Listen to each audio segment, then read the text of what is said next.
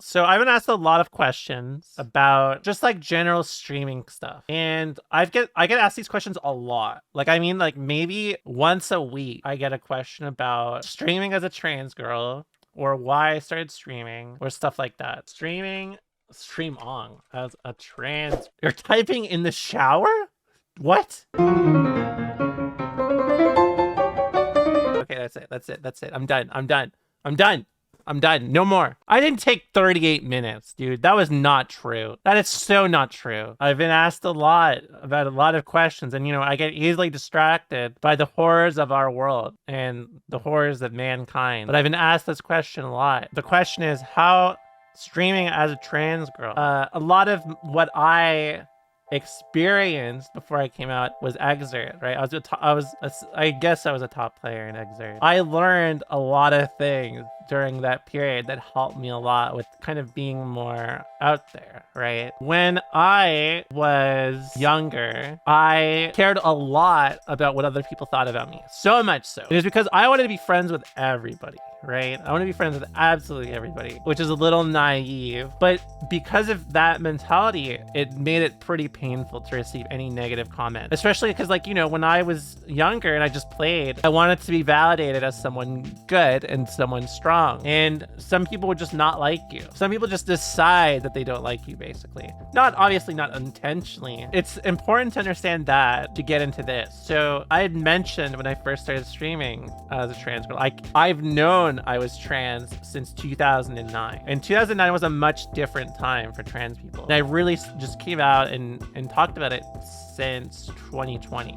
It's about 11 years. Again, as a trans content creator, I'm actually pretty privileged. I don't get that much hate, like, ever. Like, I would say maybe one message every 6 months, unless like something big happens. Like, I don't know if you guys remember, but I was actually on PlayStation's like Women History Month thing, and that was probably the most hate I got. However, it never really bothered me a ton. To kind of explain why, though, let me be very blunt. Again, I'm just gonna be very direct. If I get a hateful comment, I don't really care. It doesn't really bother me. The reason why it doesn't really bother me is because when someone sends any hateful message, doesn't matter if it's to me, like if you purposely go out of your way to be hateful to somebody, you're not a person I want to interact with or be friends with. Because of that, if some person, let's say like they leave a comment on like a hateful comment on my YouTube, like it doesn't do anything to me. It's literally just like some dude went psycho in my chat. Like, I felt a lot more at risk because I had never experienced any sort of like hate like that. And it was something that I had to get used to at first, not because I was hurt,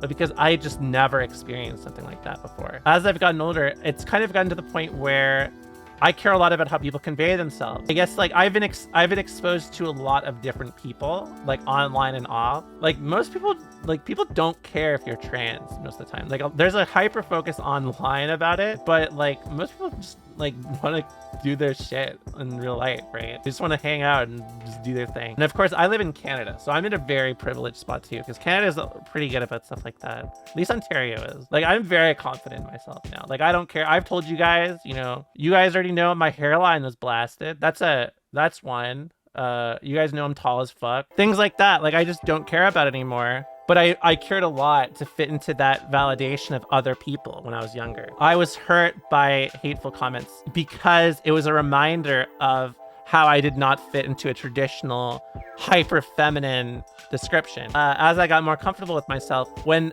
people leave hateful comments, I think this is not normal behavior. Going out of your way to say some shit to someone, it doesn't matter if it's to me or to like Otashi or like Sajam, just like any people, like leaving some fucking unhinged comment, that's just not normal, dude. They're not someone I want to hang out with or hear about. It doesn't really matter. Sorry if you live in America or the UK, or like obviously there's some other places that are not great. Like, you probably have some unhinged people, especially now. Most people just don't give a fuck, dude. Obviously, yeah, getting older is also a factor. Like, when I was younger, I almost lived for other people's validation to see me as a woman. Whereas now, my definition of being a woman is just me. Like, it's just how I am, right? And that extends to all of you too. If whatever gender you are, however you prefer to convey yourself, it's just like gender is more than just stereotypical trait. And so as I've gotten a lot older, Like I said, hairline obliterated. I'm tall as fuck,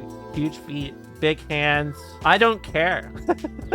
I don't care. It's important to remember that your validation and who you are is very important, and you don't transition to be seen as a woman. I mean, you do in a way, obviously, but you transition because it's for you, right? It's for you. Obviously, the validation is great, but you don't live to be other people's definition of femininity, right? How did I find out that I was trans? That's actually the next question. So I mentioned a long time ago, I don't know why I said a long time ago, because I mentioned this like an hour ago, I had figured out I was trans in 2009, which is very early for a lot of people. And the reason why I knew that was because I had some very distinct traits that lined up heavily. One of my favorite things to do as a kid, I'd wrap my lower body in a blanket and I would pretend to be a mermaid. In 2011, an anime came out called Wandering Sun. Have you guys ever heard of it? It's a manga or an anime about being trans. That was also what I realized. Like, I watched it as it aired. It helped me also kind of figure that out. Here's the thing. For a long time after that, I questioned myself, and I may hit some of you really hard with this one. I questioned if I was really trans, like if I was a actual trans person. I would just say, if you took a pill to change your gender forever, would you take it? Most people are going to say no. If you are trans though, or you're like, you're curious in some way, you may think, oh, hell yeah, or I would want to, or like you'd have some strong feeling about it, right? I realized cis people do not sit around thinking about gender shit. They think about, I don't know, drinking like a beer or some shit like that. I don't know what you guys cis hets do. Yeah, or you're crazy. But a lot of transphobic people are also like, I'm empathetic. There's definitely a demographic of transphobic people who are just trans, but their circumstances or their life makes it feel impossible. I mean, obviously, not all are like that. In fact, I get messages on my YouTube pretty frequently that people are like, yeah, I was transphobic. I watched your stream and now I'm a gay trans girl. I get that a lot. Ramola mind control. You guys sit there laughing in your little showers? The mind control is already working. As long as you don't watch my stream in the shower, you're safe. LGBTQ watches Germa like Americans watch football? That's so good. That's so real. It's funny how simple the answer is with how heavy a question it is. It's easy to be afraid. For me, I was very afraid of transitioning. I think more so for how my life could be complicated. You know what I mean? It's not really what you expect growing up in a very cis-het environment. At least like growing up in my age, right? Yeah, I'm very happy. Dude, I was so unhappy before. Dude, life sucked before I transitioned. It makes me sad that people have to live unfulfilling lives just because of insecurity or their circumstance. I was super insecure when I was younger. I was like, I'm gonna look gross as fuck if I'm on HRT or some shit like that. Like, I'll just look like a fucking ogre or some shit. Number one, I stopped caring. Two, I like how I look, so I don't care. Like I said, like, I'm just happy. I'm happy being a little fucking gremlin, dude. Dude, I have fucking nerd emoji glasses. Do you think I give a fuck? I think the coolest thing is that I've been able to help people be more true to themselves. How did I know I was trans? I was mermaid, and I realized thinking about gender a lot is not normal. Yeah, like I was so conscious about my voice too. That's another one. Oh, that's actually our next one too. Do you wish you were a little less white? Why am I white? Dude, I was born in fucking Finland. What did you expect? No, they don't have sunshine over there. Dude, me and Pep, when we're together, we're team whiter than Ryan Hunter. Solar flare? What's solar flare? How do you do solar flare? Solar, dude, I don't say lines. Solar flare. Look away, it's gonna be bright. Hey, I'm trying to make sure you're safe.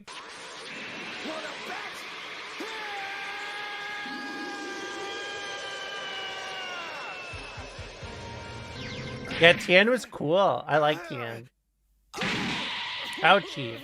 Oh, he dead. He got cooked. Look at him. Oh yeah, how did I train my voice? I forgot I was talking about this. It's your fault, dude. I think the best way to practice your voice is to just experiment with it. And if you're nervous about it, try to do it with friends that you trust or your partner or whatever. Yeah, lab out the voice. You know what I did? I tested a bunch of ways how I could speak like how high pitched I could go in fucking Vocaroo. I'd put on the Vocaroo and I'd just listen to myself for like an hour. And you know what's funny? Maybe after March or April of 2021, I just stopped. I've not changed my voice consciously for the last 2 years. But yet, when I listened to myself before and I listen to myself now, I sound much different, I think. So like I wasn't like I wasn't the first trans girl in eggs or anything like that. There was Zen Zen and Silva before I came out. They obviously dealt with a lot of problems that I did not have to. And that as